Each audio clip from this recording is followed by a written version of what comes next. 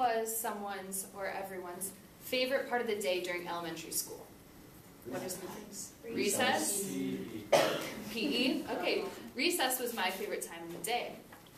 And we would go outside, we would escape the mathematical tables and the history lessons, and we would go outside and we would play tag with our friends, we would run on the jungle gym, maybe play some kickball, go on the monkey bars, and we were able to go outside and play. And it was the greatest time of the day. But what if I told you that there is ways to improve this equipment to reduce the risk of obesity? Jessica did a presentation on obesity and what physical education would do, and we saw the map of obesity in America. But what if there was ways to improve the equipment outside to help kids go outside and be able to play to reduce the obesity? So I want to talk to you today about risk-taking equipment, which includes zip lines and different types of swings. And I want to talk to you about the development of how playgrounds are used in the development of children, and what this risk-taking equipment is, and the benefits of it, and what you can do. So playgrounds play a significant role in the development of children. It plays a cognitive and social role. J.L. Frost says, play leads to discovery, reasoning, manipulative skills, divergent production, and improves problem solving. It promotes health, and it also promotes learning as well. You know, I just remember in elementary school going to recess and playing, and I was so worn out, but at the same time, when recess was over, I was still running to get back in line. I wanted to be outside. I wanted to play.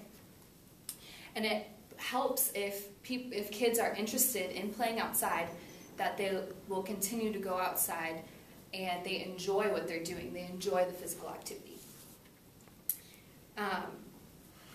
Also, J.L. Frost says, social behavior of children closely parallels the quality and richness of their play environments. So it also promotes health and learning. You know, as children, we're very competitive. We want to outdo each other. We want to beat our friends. You know, and so if someone says, well, I can do the monkey bars better than you, we're like, no, you can't. I can do them better than you. And so that healthy competition promotes health, and it also promotes learning, and it helps our social roles as well. So what is this risk-taking equipment? Well, an article in the Wall Street Journal called Playing It Too Safe was published actually just in November, on November 20th. And they have zip lines, they have vertical swings that go up and down that are connected to each other. They also have 30-foot high pyramids that you can climb. And so these things get me excited as a 20-year-old, so I'm sure as a little kid, they're really excited to go outside. And some of these parks, Esplanade Park is one of them, they put in a 65-foot zip line, a rock climbing wall, and a 20-foot high climbing net. And the parents who started this and who put this together saw that they did a bunch of research, and they realized that the generation that's growing up now will have less arm strength than the older generations. And they saw that as a problem, that that the children are growing up being less strong physically.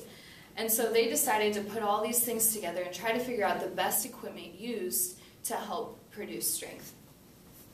And Dr. Fleshman, a medical director at the Boston Children's Hospital, says they recommend 60 minutes per day of active play for young children. And this has been difficult in today's environment of limited access to safe, fun areas. So children get bored of that old equipment, the slides and the monkey bars. We see it all the time. But if children are interested in what they want to do, they're not stuck in front of computer screens or video games playing WoW or COD. But there comes an issue of safety in this as well. A 30-foot pyramid to climb on. Well, can't kids get hurt? We already have, according to the Handbook for Public Playground Safety, we already have 200,000 children treated in hospitals a year based off of playground injuries. So wouldn't this equipment increase those injuries? Well, this 30-foot pyramid also has nets, horizontal nets, that ensure that the most that anybody could fall would be 6 feet, and it would be into a net. So these things are safe, but they produce more thrill, which can also help children with their confidence. You are able to, if you're able to conquer, a 30-foot pyramid or a zip line, it gives you a sense of thrill, but also a sense of accomplishment. There was a little boy who was 7 years old, and his name was Brad Emerson. And his school had just installed this piece of equipment called the Neptune. And it was a climbing structure. And all of his friends were like really excited about it, but he was very hesitant. He's like, I don't know, it doesn't look safe. I don't know if I'm going to enjoy this. And he was really scared. But his friends went and did it, and they were amazed by it, and they loved it. And so he was like, okay, well, maybe I'll try it out. So this little boy, this 7-year-old boy, climbs this structure, and he does it. And he conquers his fear. And he comes back, and he tells the lady, and the only word that he had was awesome. So this boy got confidence from being able to conquer a fear that he had. And there's also a study that was done in Norway, according to the Wall Street Journal article, that children who never climb trees are more likely to develop fear of heights. So I was very curious about this because my mom has a fear of heights. So I called her and I was like, Mom, did you climb trees as a kid? And she said no. And I was amazed because the fears that we can have in adulthood can be established when we're children. We just don't realize it. So being able to test your physical abilities, being able to take risks can actually help children successfully in adulthood. They can get rid of anxiety or fear. And Dr. Brushoni, a psychologist of the University of British Columbia, did a study that showed that more kids who were given more playtime had less work suspensions and arrests in their 20s. So it actually does show, when you're able to play more, that you can be more successful in adulthood.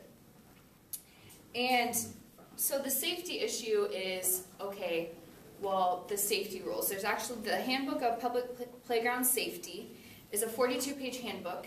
It's not a law, but it is guidelines.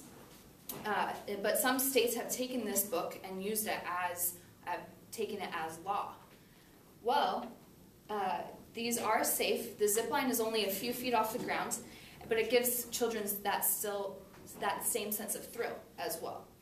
And you can also do natural elements of just letting kids climb trees or balance on logs or anything like that. So what can you guys do?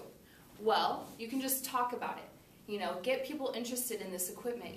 Say to parents, or even if you're a parent yourself, you can, talk to your school or whatever it is. You can use your reading and read the Wall Street Journal article and learn more about the equipment, learn what it can really do and how it can really benefit the children of the next generation. I know I want to be a mom someday, and I want my kids to be able to grow up without fears or anxiety or being scared. Another thing that you can do is you can also email Mark Mitchell. He is the Tempe mayor, and you can email him if you are really passionate about this or find a passion. You can email him and see what they can do to improve the parks and playgrounds around Tempe. Thanks.